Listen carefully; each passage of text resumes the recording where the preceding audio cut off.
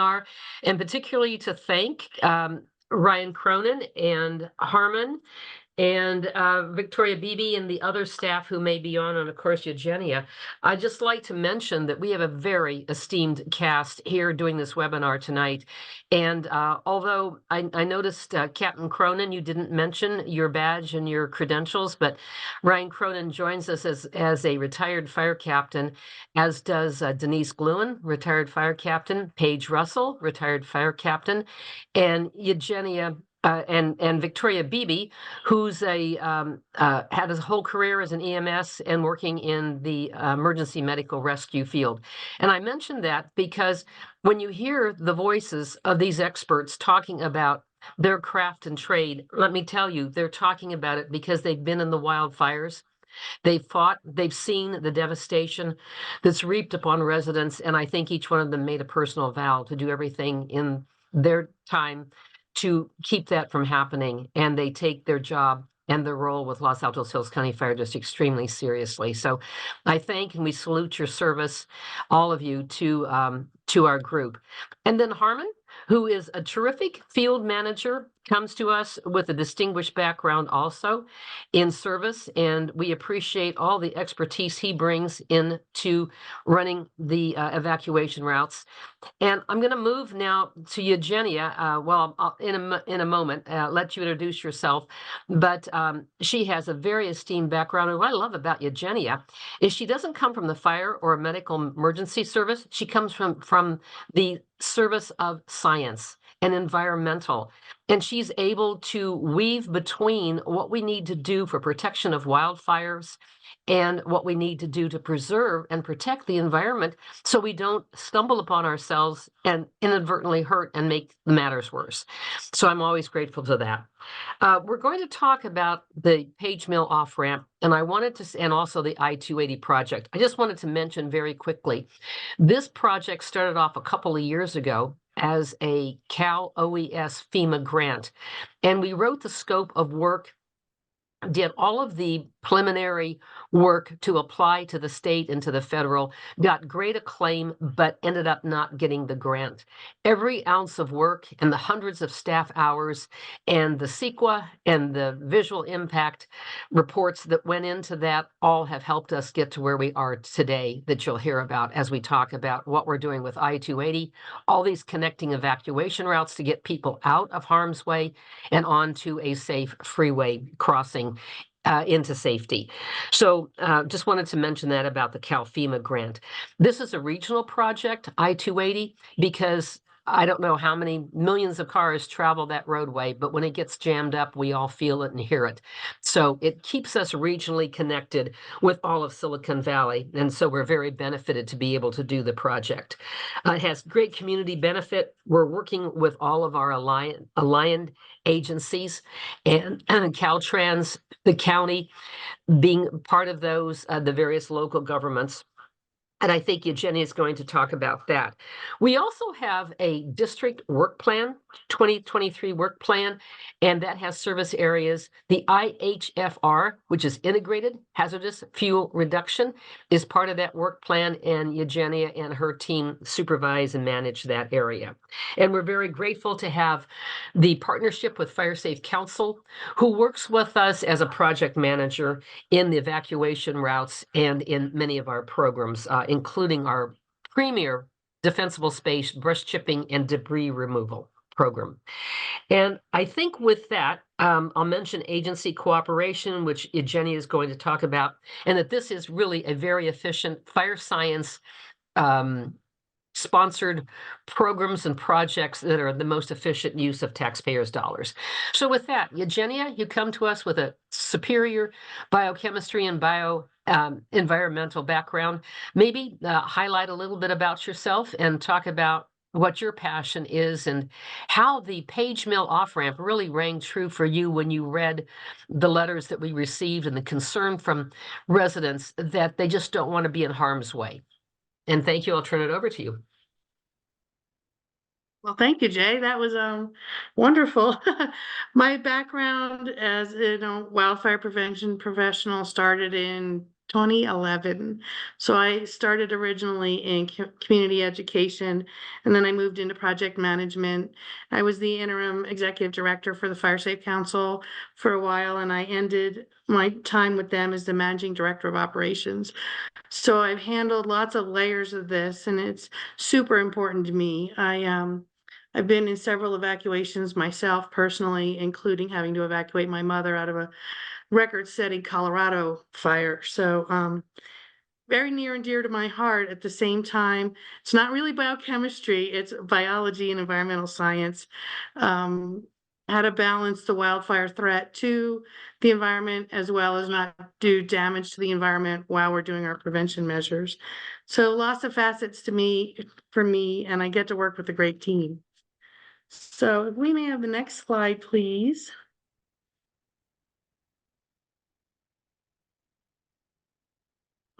So this is what we've been talking about, the integrated hazardous fuel project, the program, and these are all the types of components of that. So the evacuation route presentation you heard earlier is just one of our areas.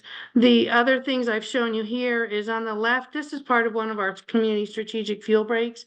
And again, we've got that park-like look with the big separation between the ground vegetation and the trees we've limbed up. And this is a picture from a Midpin property. They're one of our regional partners on the fuel break. And so you can see that we've taken the idea that's been explained in the evacuation routes by Ryan, and we've applied it to a much broader swath of land with one of our open space partners. And here we are at the district level, and this is all of our projects for the last few years. The solid routes have been completed. The dashed routes are the upcoming ones. And you can see that we're building this connection, this network of connections for getting our residents to the freeway and getting our residents under the freeway. So we've got multiple evacuation routes there. The heavy dashed lines are our two strategic fuel breaks that we're putting in with partners. You'll notice that we've started to divide things up so that there's areas that the fire could be stopped if it was coming from the west. And down here in this corner is 35.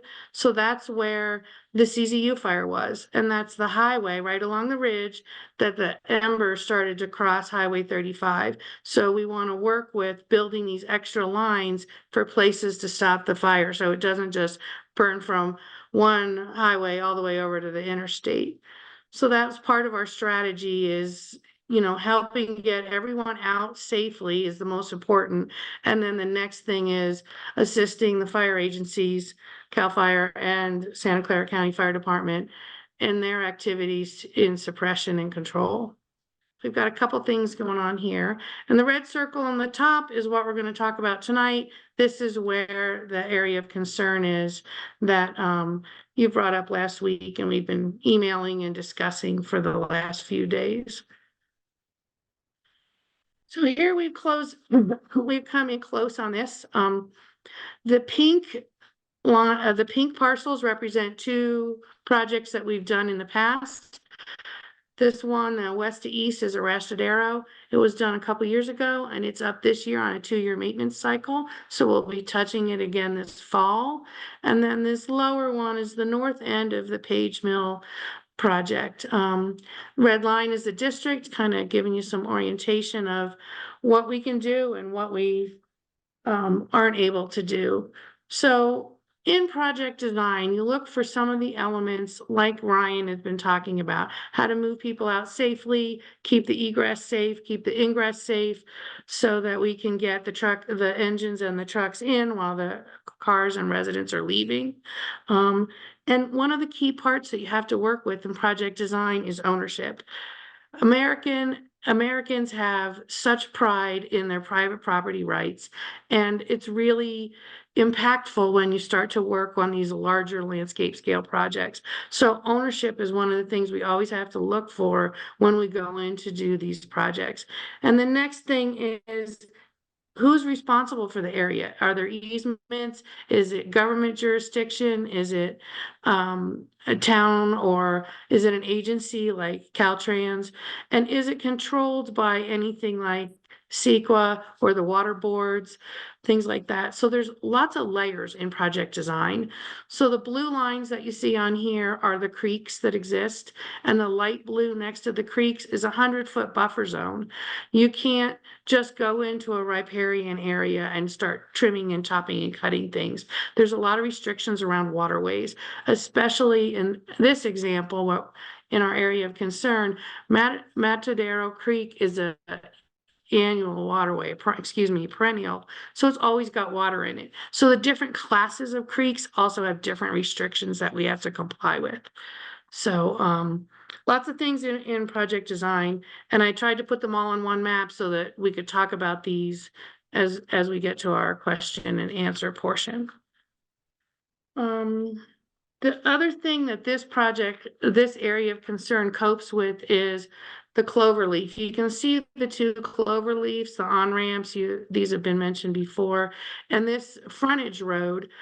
Closing down these areas is very difficult. There's restrictions from Caltrans on what you can do in their easements and how to do traffic control and how to close those areas down.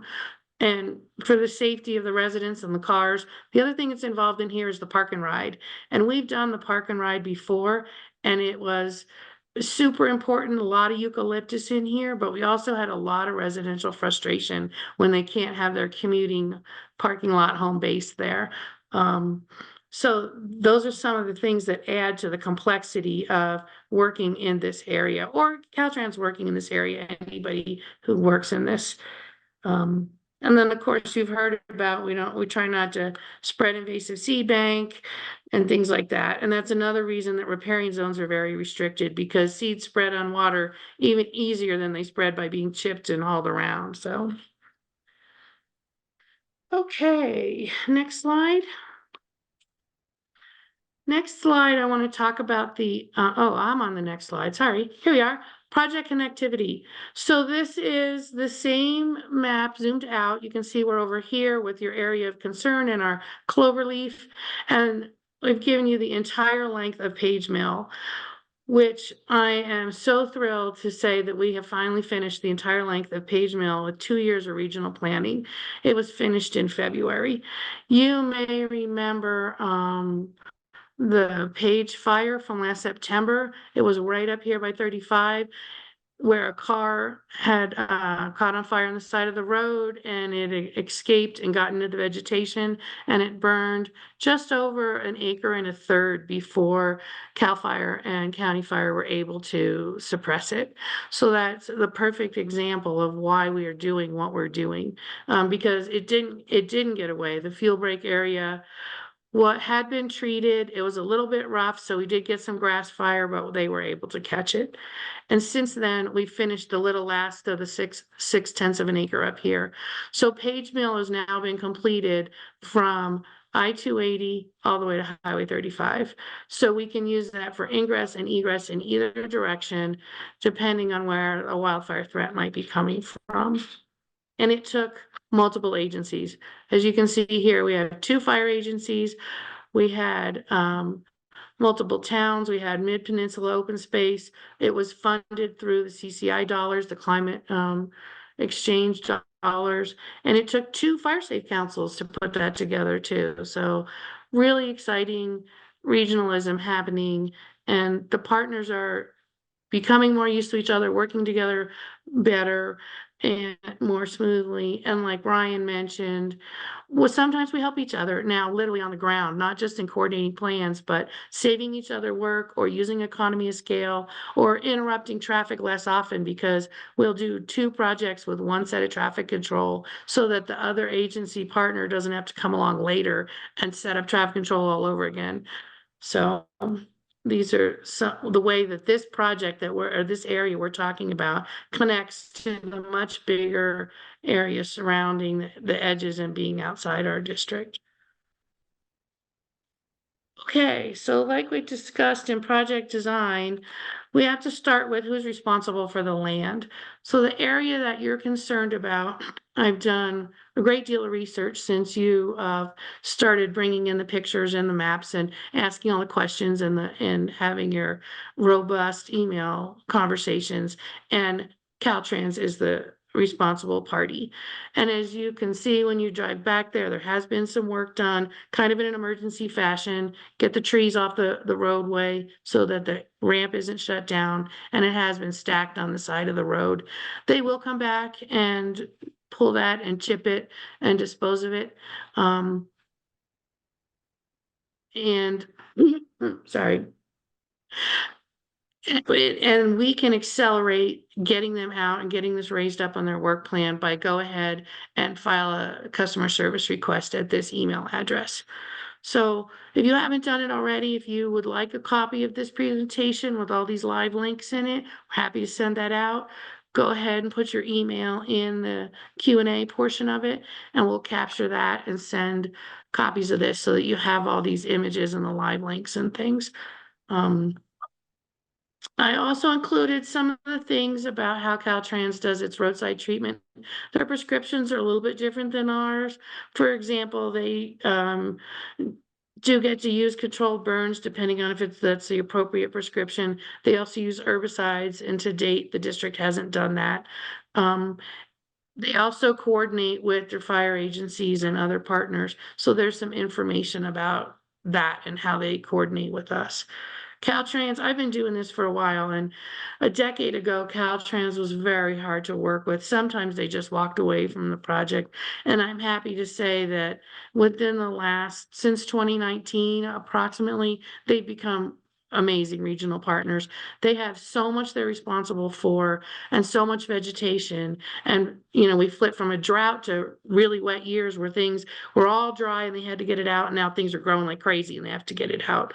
So our District 4 leadership has really risen to the occasion and tried very hard to be a good partner, even with the overwhelming amount of vegetation that they're responsible for. Okay, next steps for your fire district. So again, I contacted our regional partner at D4. She just got back to me tonight, already after these slides were put together. And she said, please file customer service requests so that they can have this edge and the removal of the debris that's already been down rise in priority. That's one of the things that will help them.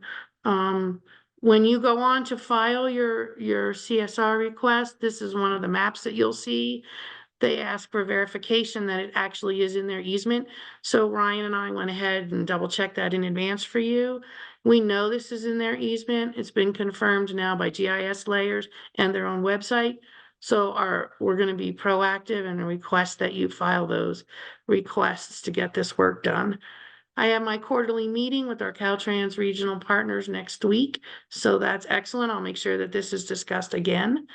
And then some of the steps that we can do is when I end the quarterly meeting next week, we can offer to support Caltrans's capacity if they're just, have so much on their plate. Because we do have 2 adjacent projects, as you saw earlier in the map with the pink parcels on it.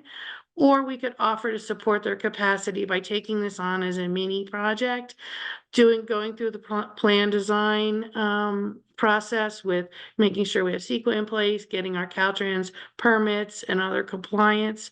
So we've got some backup plans if Caltrans is not able to handle this right away. But we did start with the people who have the ownership and the responsibility. So we're walking through the process as we're supposed to.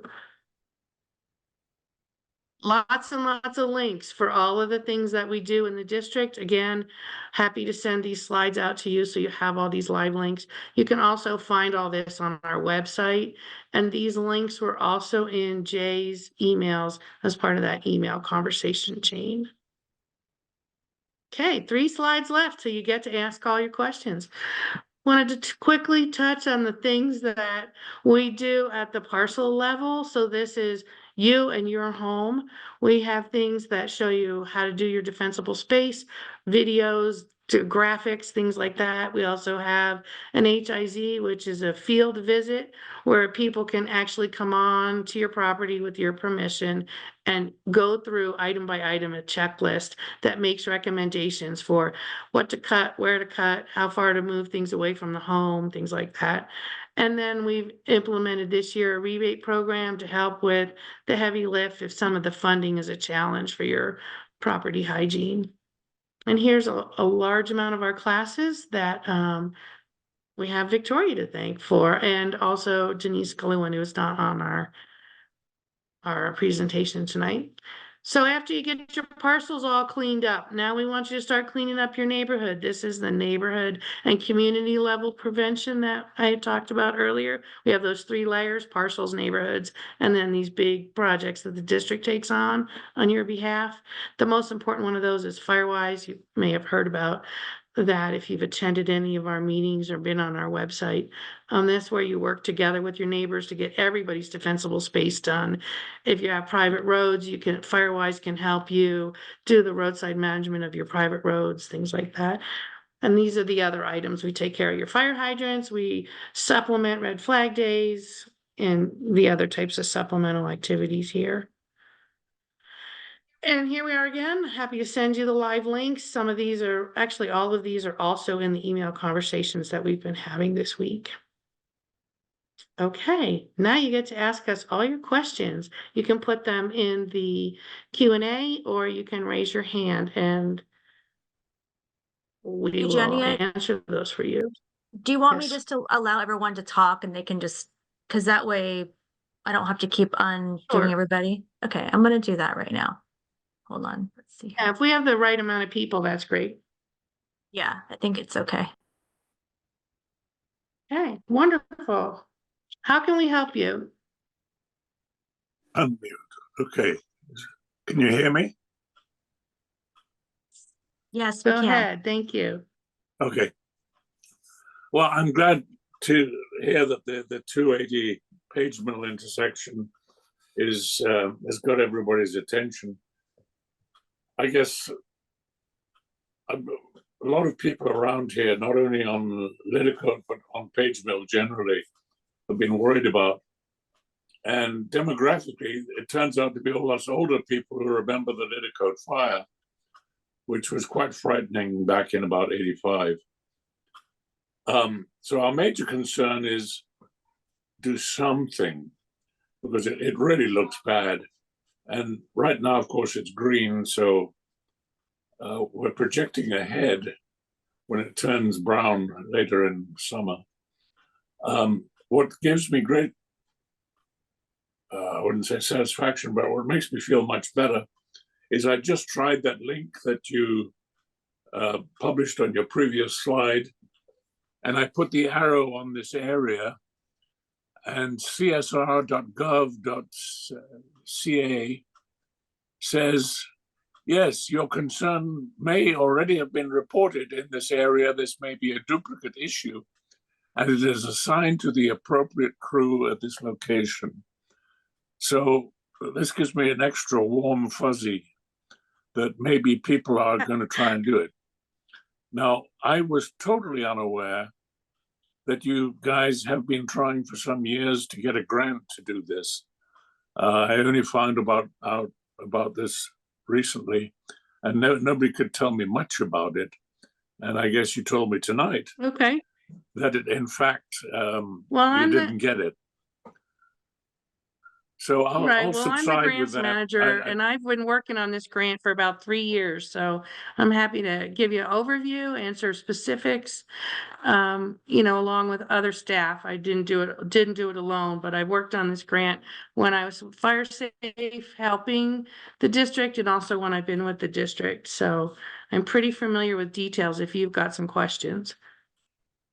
I don't think it's really a question so much as we want to be sure that it is on people's radar, and beyond the and there are lots of things that are on the radar, and you wave your arms and say, yeah, we're thinking about it.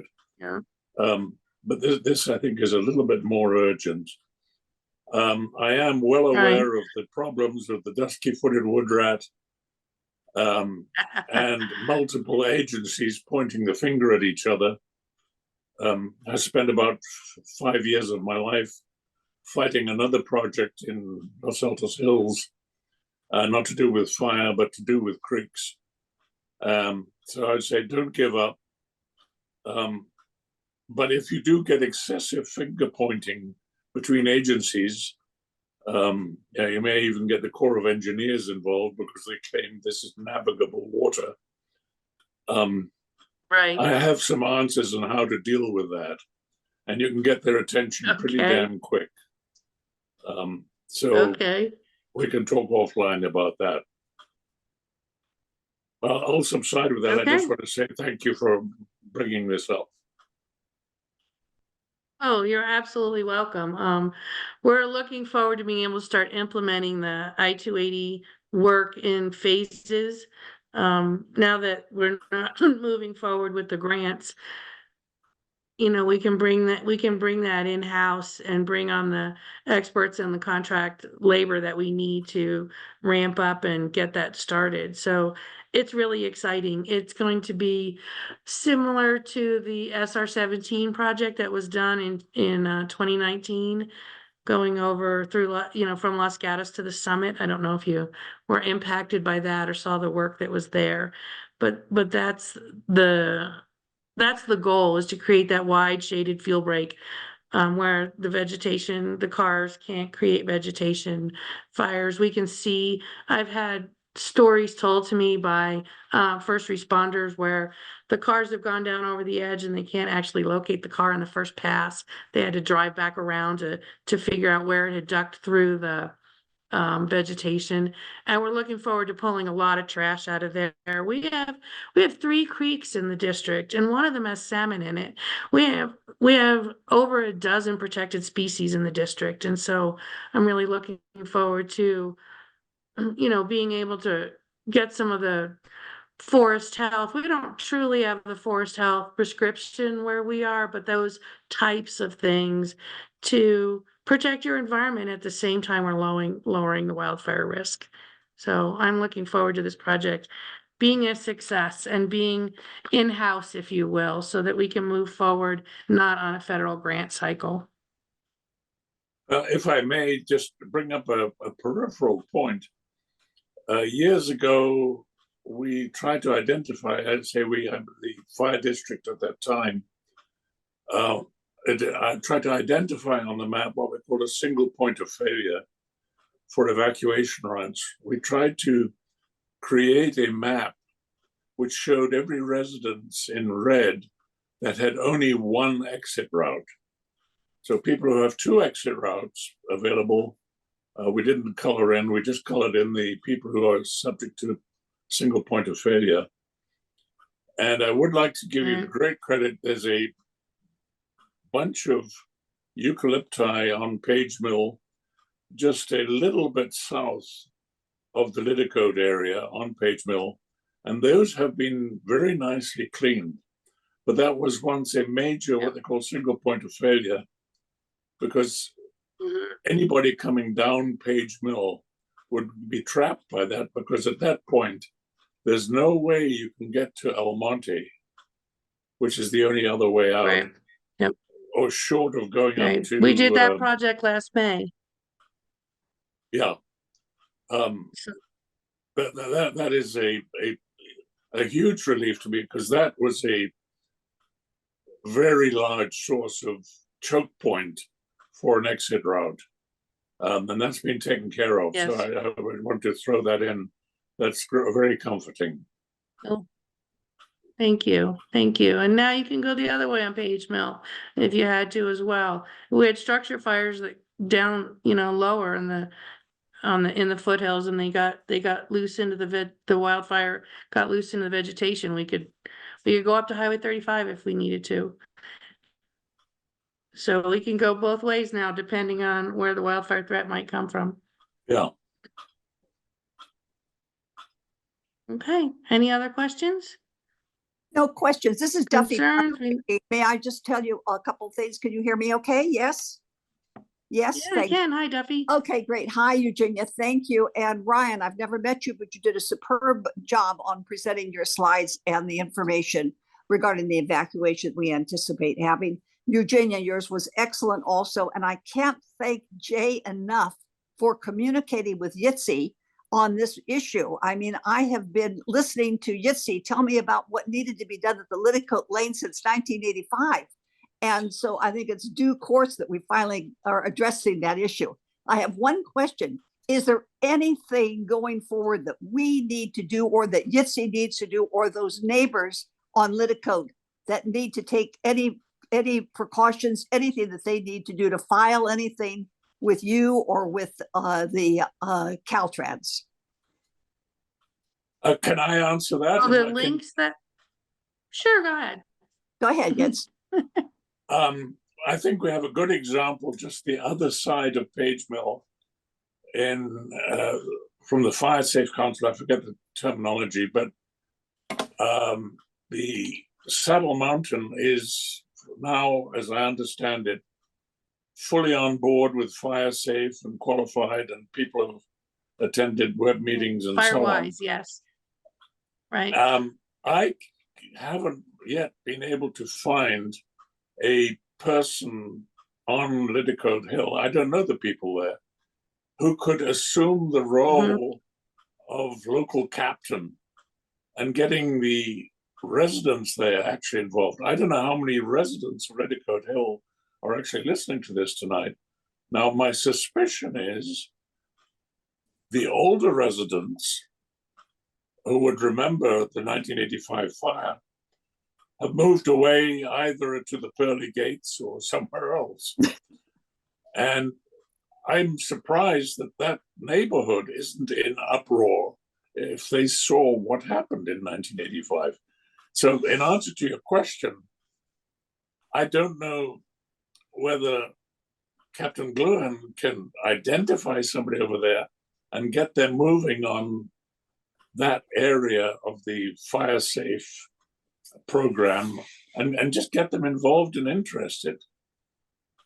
I know that she has worked with every zone. That's how that our Firewise USA program is broken up in our district.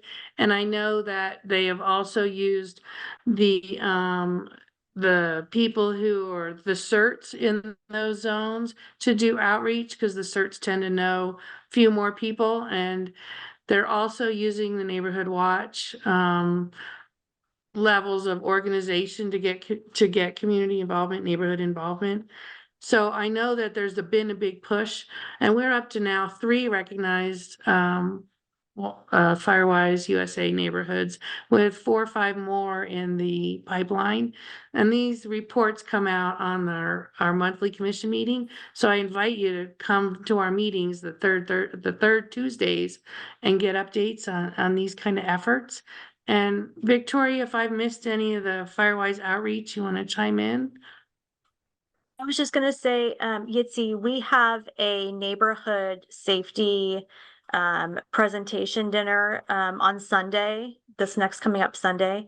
And I'm more than happy to put the word out to see if there's anyone there that's in the Litticoat area, and also work with Captain Gluhan to see if we have any certs that we can hit up to. So I can take that challenge, Yitzi, and see if I can get someone to start something over there with Captain Gluhan. No problem. So, and then of course, the third part of these layers, which you've heard us say before, is the parcel level management. Is your zone 0 got all the brush and trees and ornamentals removed from under your eaves? Is there any grass growing out of your gutters because this has been an amazingly wet year? Are your trees limbed up or your bushes cut down so you've got 6 feet of clearance from the top of the bushes to the lower limbs of your plants? So we've got that multi-pronged approach again, where you take care of your parcel, then the neighborhood gets together and takes care of the larger groups in the Firewise support program. And then you've been great watchdogs for bringing forth the community level, the district level concerns that need addressed. Anyone else? Burning questions?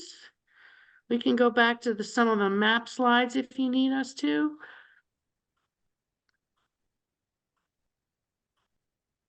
Thanks again, Eugenia. This is Duffy. I just want to say that the program has been excellent tonight, and don't hesitate to do more of this kind of thing. Again, it was excellent, and I think we all learned a great deal. So appreciate your efforts and good work.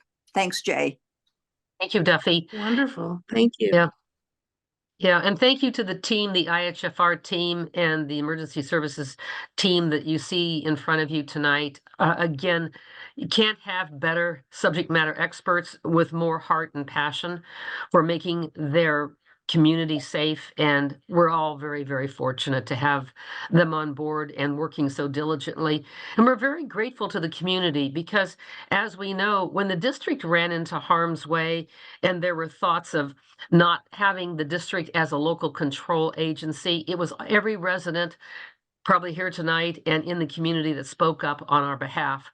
So we're eternally grateful, and we want to constantly reinvent our partnership with the residents and do what is in their bidding, because it's their taxpayers' dollars and it's their life and property safety that we're so indebted to making sure through the commission, and the commission's wisdom is always top of mind, and we work very hard on that. We have a fabulous strategic plan, 2023 to 2027.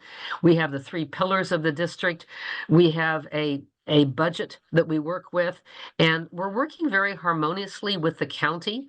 And that's why allowing us to show kind of, as I call it, our chops to take on these larger projects really speaks well to the county. So they know that it's little o LAHCFD to the occasion who can solve and work with our community. And that is the essence of local control. So Duffy, I thank you. I thank Yitzi and those who are on board who I haven't heard from tonight, but hope to meet you and hear your voices. Thank you for using your voices on all of our behalf. Thank you.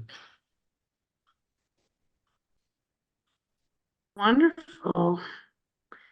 Okay, last chance for questions, and then we'll let you have the rest of your Monday night back.